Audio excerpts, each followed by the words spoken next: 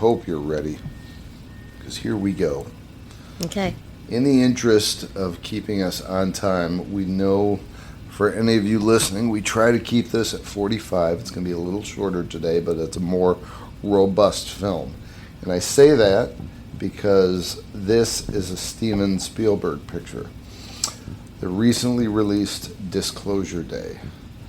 Now, was this my pick or your pick, or was this a mutual thing? Kind of a mutual thing, I think. So Disclosure Day deals with, it's not just the arrival of extraterrestrial life. I think it's more about how the powers that be on this planet would, if at all, allow the public to become aware of what we all suspect the powers that be already know. Mm-hmm. There's a huge, what would you call that what do you call the community that's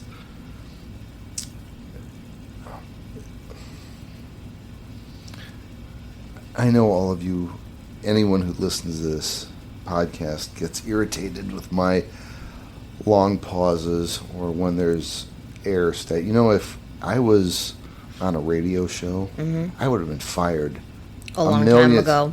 Thanks for completing my sentence. You're there welcome. With that, I knew that's what you wanted to say. This happens all the time. The conspiracy theory community. There's anyone out there involved in conspiracy theories has a thought on aliens. And I feel from anything that I've seen, the pervasive thought is that they're already here, and the powers that be, our governments, especially the American government, keeps all of this knowledge from us. I've heard everything from the aliens just want to use us as batteries, and they've made a deal with the president and a couple of key figures to allow the simians, are just the regular people, to function as batteries and meat batteries against our knowledge and against our will. And we'll find out long after we've been systematically enslaved.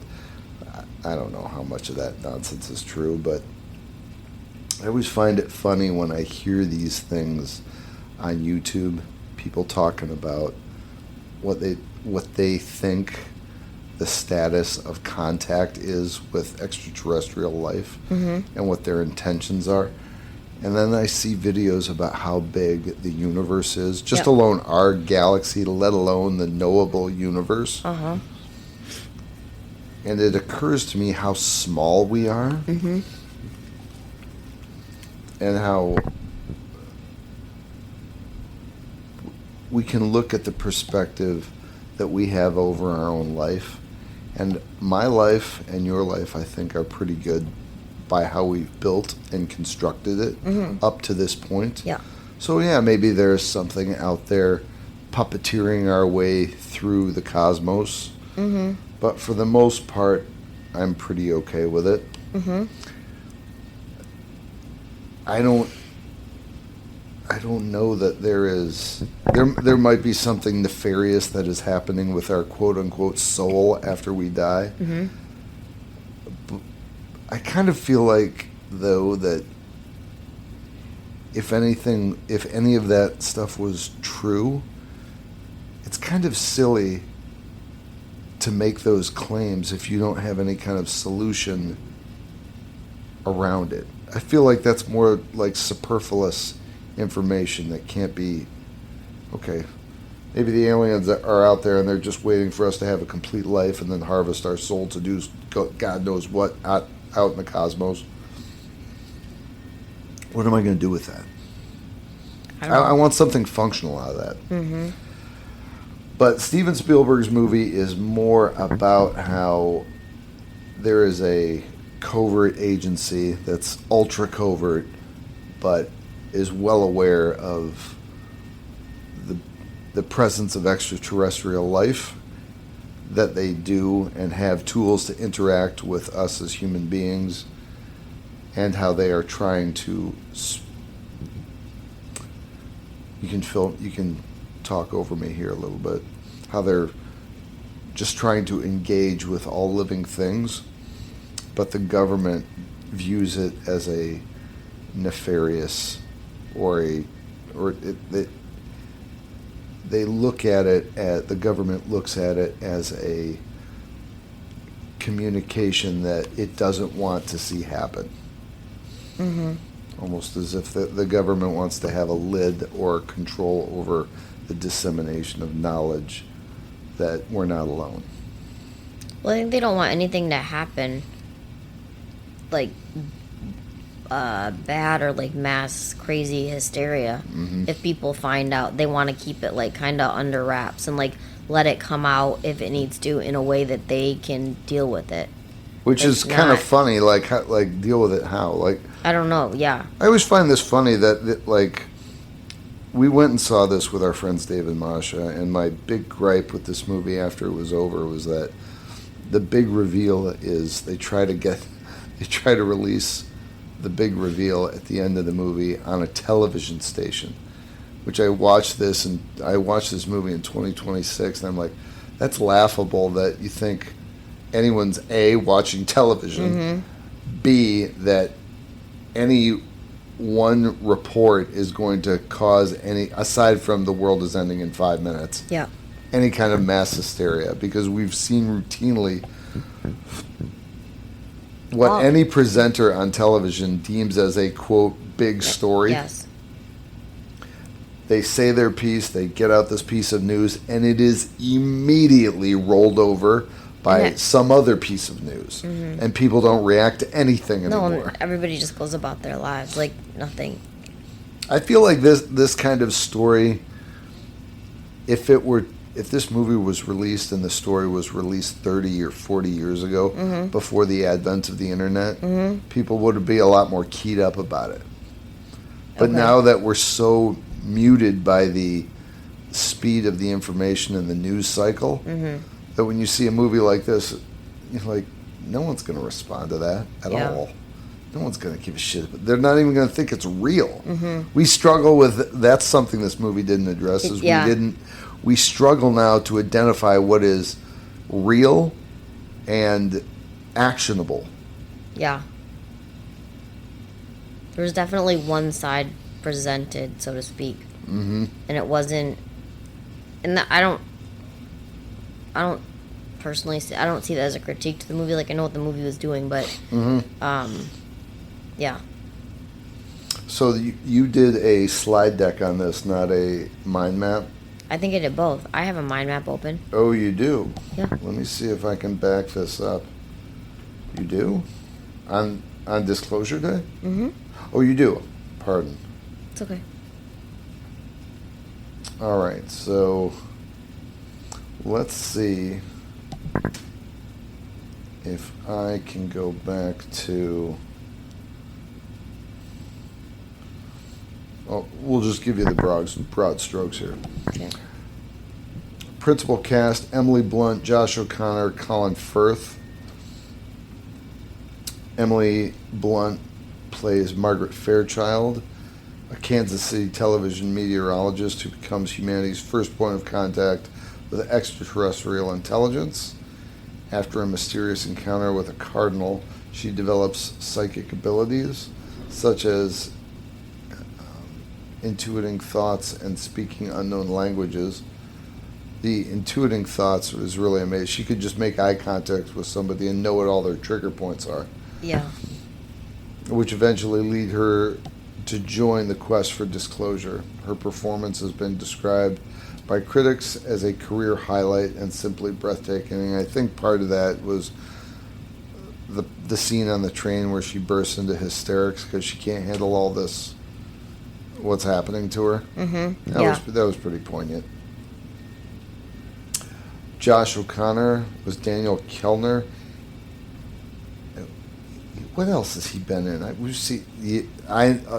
She's getting this look on her face, ladies and gentlemen. I was waiting for it to come. Are you really? Yeah.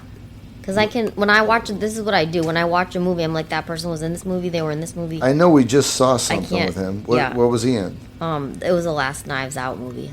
He was the priest. He was the priest. Oh, that's right. Yeah. Right. O'Connor plays a cybersecurity specialist and a whistleblower for the Wardex Corporation, which is the ultra-secret government yeah. thing. He initiates the plot by stealing a trove of classified extraterrestrial technology and files, leading to a worldwide chase. Eve Hewson plays Jade Blankenship, playing Daniel's girlfriend and a former religious novice. Hewson's character provides a bridge between the film's scientific and religious themes. During the casting process, Hewson met with Spielberg via Zoom and successfully pitched her own ideas for the character. She was also in the Netflix show, I think it was Nobody's Perfect or The Perfect Couple.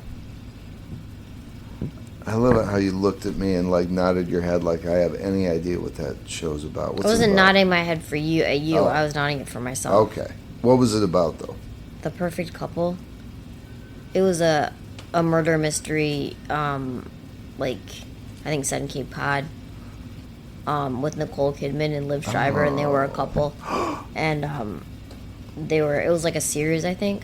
Really? It was either a movie or a series, but I watched it. It was good. I mean, it's one of those things that like comes out and everybody's like talking about it. Did you watch this? Did you watch this? Huh. Do we see clips of that in those ads last night for the movie? Not last night, but I do believe somewhere we have seen clips before. Who else do we got? Figures of authority and conflict. Colin Firth plays Noah Scanlon, moving away from his more traditional roles. What? Yeah, go ahead, sorry. Firth plays the film's main antagonist, the ruthlessly officious CEO of Wardex. His character utilizes advanced technology to drive into other people's minds and track Daniel and Margaret, which was done well, I that thought. was pretty riveting. It was really cool. Also creepy. So like I did not like it. But I was just gonna add that it was so interesting to see Colin Firth in this role. Because you just don't like. There were some times when I was like, oh, that's just like that's not Colin Firth, and there were other times when I was like that is Colin Firth. He was all bearded up. It was just like yeah. Anyway, so it was a great cast. Coleman Domingo plays Hugo Wakefield, a Wardex director turned defector who advocates for public disclosure.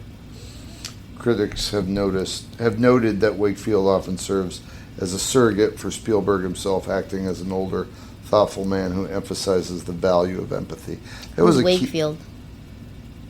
Pardon me? Who's Wakefield? Hugo Wakefield. He was thank you. Okay, the black character. gentleman. Yes, yeah. This was an item that I haven't read that deep into this Notebook LM, but it was touched on. It wasn't overemphasized, but it was touched on in the movie, was the value of empathy and how it is not utilized well among human beings. How we, especially since the advent of social media, are keyed up. You've seen it with me. I'm just kind of a grumpy older guy now that is, I hate to say it, this is a bit of a character flaw, but always looking for a reason to. This is part of who I am. If I don't construct my day properly, I'm kind of keyed up looking for someone to snap at. And I do believe that is driven in part by social media. And I feel like, and this was one of the points of the movie, was that empathy is an actual intelligence. And there's a lot of the population that doesn't understand it or doesn't understand how to access it and utilize it properly. We kind of get it. We're isolating. People try to isolate and remove themselves from other people. Where if you can understand, you can appreciate empathy and exercise it among your fellow man, you understand how everyone is interconnected and they all need one another. And it is an emotion that has tremendous value, but is very hard to wrap your mind around. It's not just a mental thing. You have to feel it. Mm-hmm. And it's very much a heart and mind connectivity, for lack of a better word, issue. I'm curious if they touched on that at all in here, because I'm looking back to the studio and I'm considering what I want to talk about. Plot and narrative, maybe? Themes, that might be better.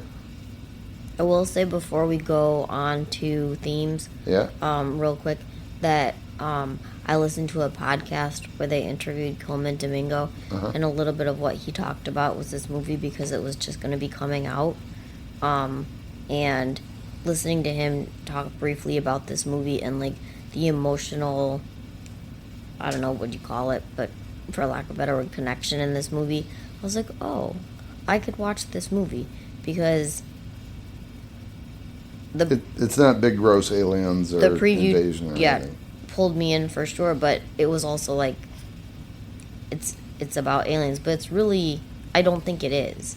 Like there wasn't a lot of, like that's what I've been telling like friends who are curious about it or who I'm like, I'm not going to see that. And I'm like, but give it a chance, think about it, because it's not, I went to see it, it's not aliens, it's not like a third, what's that movie? Close Encounters. Thank you. Yeah. I don't think it's that. And if anything, I mean, it's giving like E.T. vibes. I really liked it. Yeah, but not like... Not complete. I don't know. Here's the thing, you're not going to see an alien. Not really. No, not really. Briefly. Oh, that's right. That's right. Like, there's a little bit, but it's the way that it's done, it's not like... I don't know. There's a lot more to it. Way more to it. There's way more to learn from this movie about what any superior intelligence out in the universe could potentially teach us about ourselves.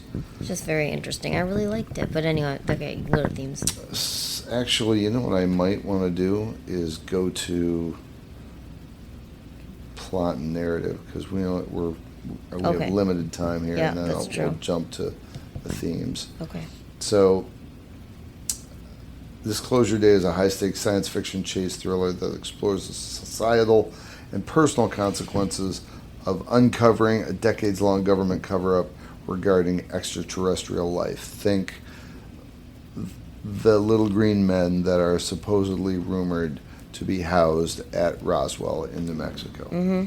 The plot centers on two parallel journeys that eventually converge in a global attempt to share the truth with humanity.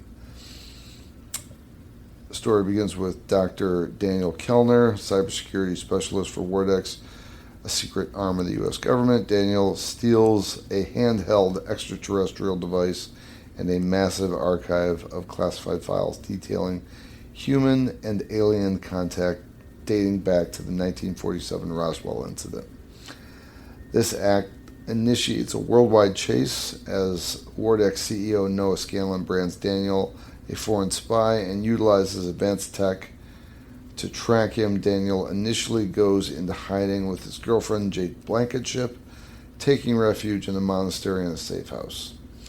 The psychic awakening of Margaret Fairchild. I think what might be a good idea is just to talk about these two items, and then how they converge. We'll leave it up to anybody who is considering seeing the movie, because that's really kind of the exciting part of the movie. Okay. So simultaneously in Kansas, Kansas City, television meteorologist Margaret Fairchild experiences a life-altering encounter when a cardinal flies into her home. This event awakens latent psychic abilities, including the capacity to intuit the thoughts of others and speak in unknown languages. After she involuntarily emits a garbled, clackety dialect of extraterrestrial origin during a live weather broadcast, she becomes a target for Wardex agents. The convergence and revealed history. The two protagonists eventually unite when Daniel realizes he is the only person who can understand the alien language Margaret spoke. They are aided by Hugo Wakefield, a former Wardex director turned defector who advocates for public disclosure. So the key narrative revelations include childhood abductions. Both Margaret and Daniel discovered that they were both abducted as kids and subjected to experiments that granted them their abilities. The archive. The stolen Wardex files contain 80 years of visual evidence, which is funny that we just talked about, that anyone would look at these and be like, half the population would be like, that's not real. The other half would be like, so what? Mm-hmm. And the people who absolutely swallow the pill would be fervent about it, but their numbers are so small they'd be branded as conspiracy theorists. Aliens Among Us. It is revealed that the unusual animals seen throughout the characters' lives are actually extraterrestrials in disguise observing humanity. I don't think I want to talk about the climax. Just know that just know that there is one. They have to get to the TV station to put the word out. The TV station. That no one watches anymore. No one watches. I kind of wonder if they had like pitch meetings. I know. About this. Like, this is what very can we interesting. Do? Like, you put it on social media, but like they're all local clients. Like every individual person has their own feed. Yeah. There's not a way that you can make you can have stories go viral, but it makes more sense if we put it on TV. It was interesting too because it was on the news station, but then when things were happening and everybody was tuned in, I mean literally everybody in the town and on the streets and in the stores and houses and things like that, they were all glued to their cell phone and watching. Mm-hmm. So it was kind of funny to see like one medium go to, because everything is so quick now. Mm-hmm. And also that, like, you see people on their phone all the time. Mm-hmm. But what this movie doesn't, it shifts that conversation that in real life, people are all looking at their phone, but they're all looking at their own protocols and their own email and their own social media and their own individual apps. Mm-hmm. The idea that everybody would be looking at the same thing on the same app or on the same device is... I don't know. I mean, outside of... We didn't really have social media during 9/11. No. That was one where that's a whole other thing. We don't have a lot of time for that, but yeah. Well, let's get into the themes here real quick. Central thematic conflict of Disclosure Day is defined by a war of secrecy versus transparency, pitting powerful institutions that have guarded extraterrestrial secrets for 80 years against individuals determined to share that knowledge with the world. Also, the inequality of knowledge. Spielberg was inspired to write the story by the inequity that exists between the greater unknown, or the great unknown is known by a select few but withheld from the general public. The concept is personified in a film by Wardex, a secret arm of the government that has managed extraterrestrial encounters since the 1947 Roswell crash. Whistleblowing and transparency. Kellner, a cybersecurity specialist and whistleblower, steals a massive archive.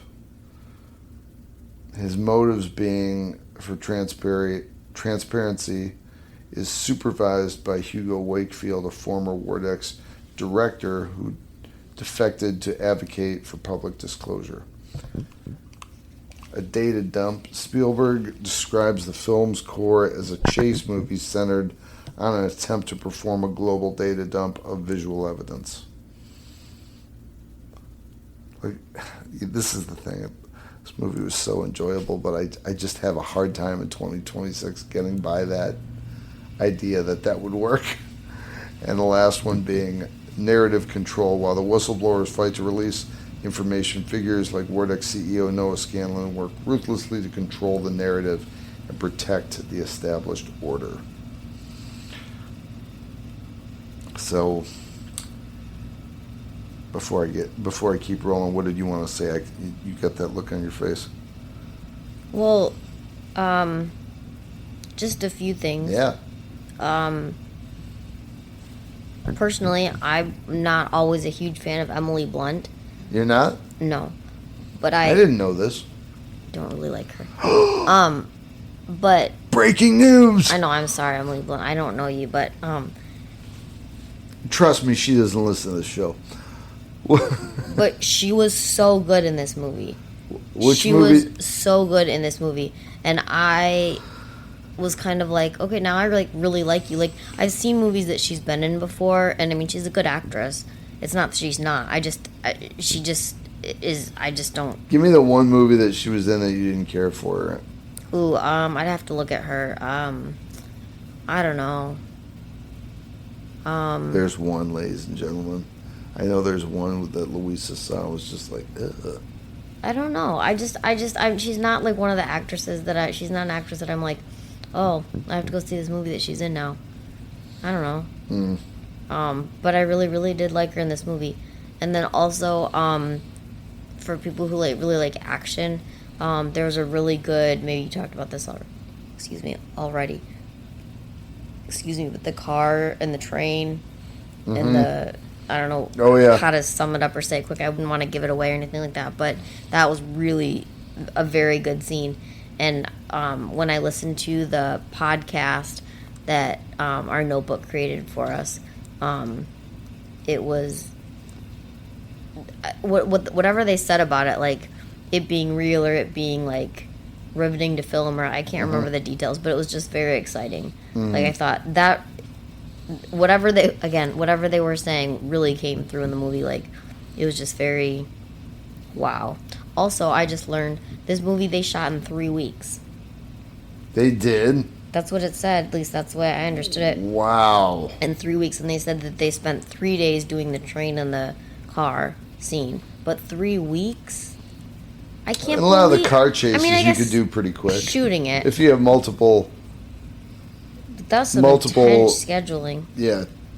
What do you call them? Crews. If you got multiple crews shooting a car chase, and a lot of it was dialogue.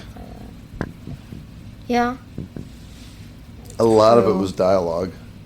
I mean, I would think most of the issue would be in just setting up. I would bet that they did a lot of this on a lot. Yeah, they did. I love like filming locations because and all they that did stuff. Like where they put her house that they built.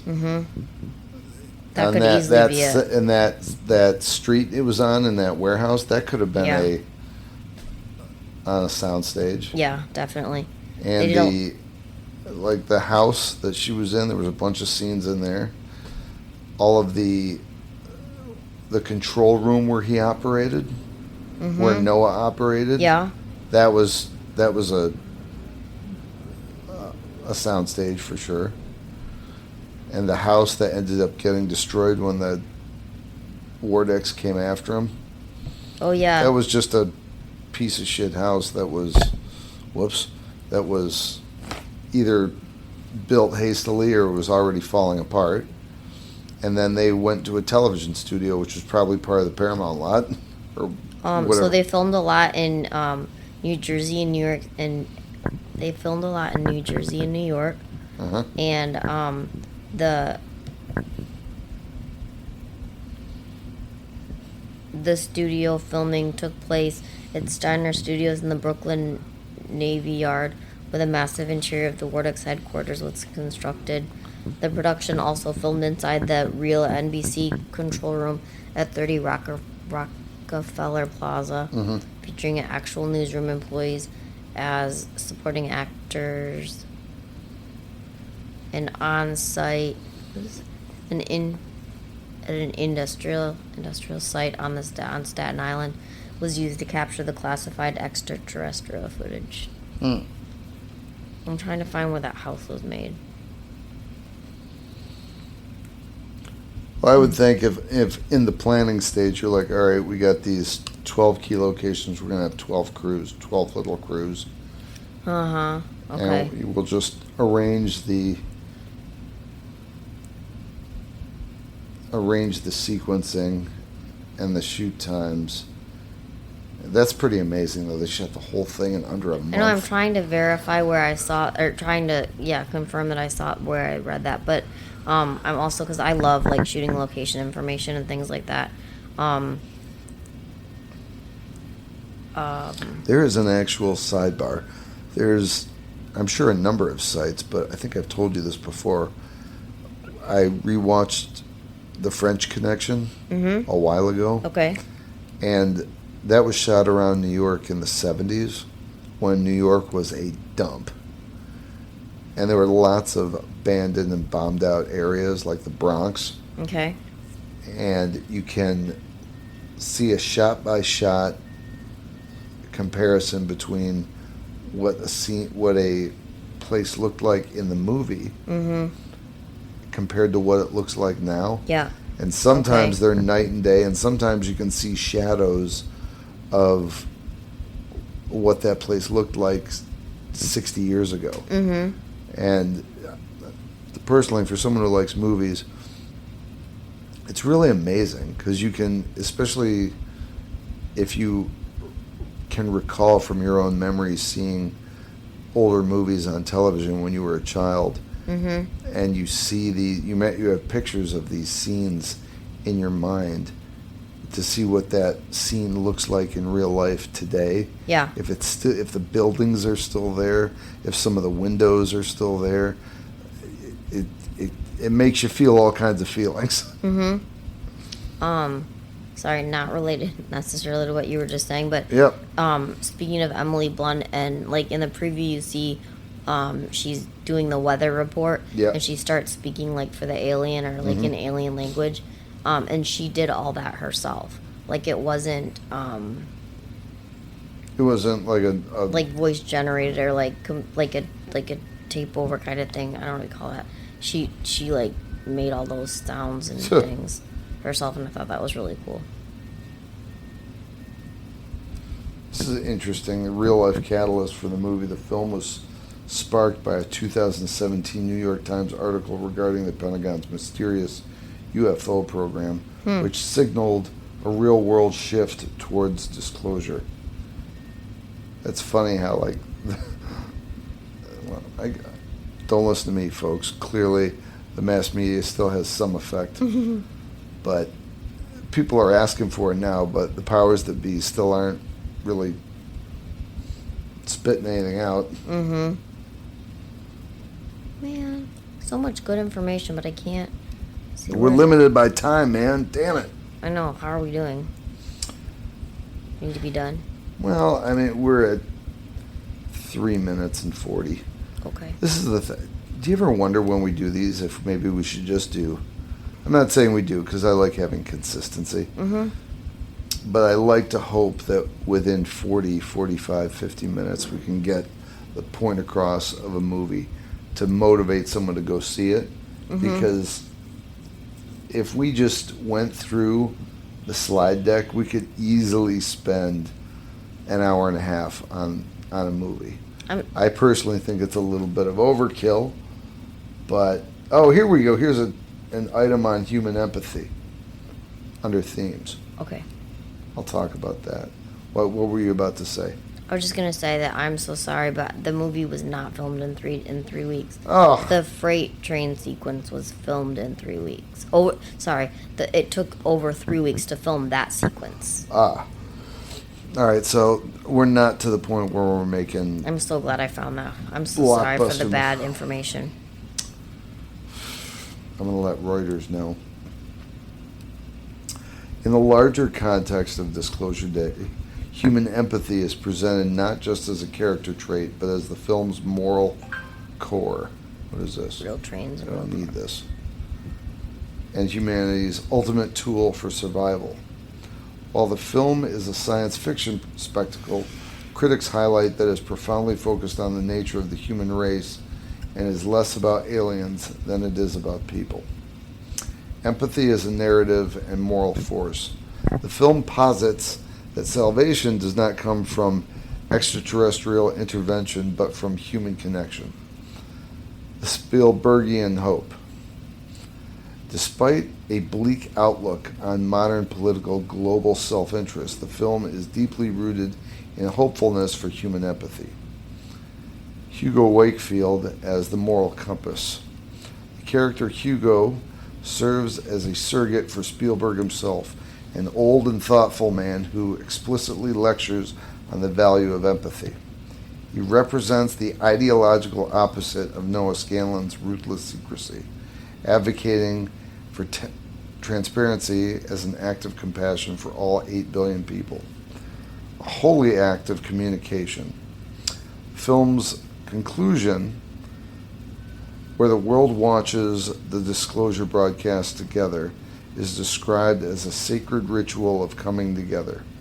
Spielberg uses this moment to showcase his unadulterated faith in human compassion, suggesting that while the great unknown has been revealed, aliens aren't coming to save us, that's our own job.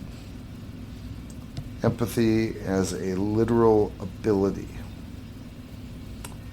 Intuitive connection. Margaret's psychic awakening allows her to intuitively understand the thoughts and emotions of others regarding conflict resolution. She utilizes these abilities in a nonviolent way to escape captivity, empathically influenced her pursuers to stand down rather than using force, and a bridge to the unknown. Her character's ability to read others' thoughts creates an emotional tether for the audience as she navigates the film's cosmic secrets. I could go into the musical representation of that, but as you can hear by the ding, we're out of time. And 2 in a row. The music was good. The music was good, but 2 in a row, no recipe for you because I got to take a nap. We'll give you one on the 100th, which is, it's going to be our 100th episode. Isn't this our 100th. Oh, you got to wait till the next one, 101, which is going to be Silence of the Lambs. That's right, ladies and gentlemen. I am announcing it here. It's going to be 101. I got Louisa to watch that movie. And holy crap, was it fun. She was horrified. Not fully. I mean, come on, admit it. You had such a good time watching that. I did. Except for Hannibal Lecter's escape scene, which was, you only covered your face for the beating of the guard, right? Yeah. When that was over, I was back. Yeah. But the what was thought to be Hannibal Lecter hiding above the elevator. Yeah. How nervous were you? So nervous. What about the reveal with the ambulance? So good. Oh my gosh, that was the best part. Were you not? I remember the entire theater just being like, ah! Oh, I can imagine. I know. Yeah, watching it at theater. Oh no. When he sat up, you were just like the look. I didn't like. I've seen that. Yeah. This scene many times, yeah. but looking over at you, your eyes were bugging out of your head.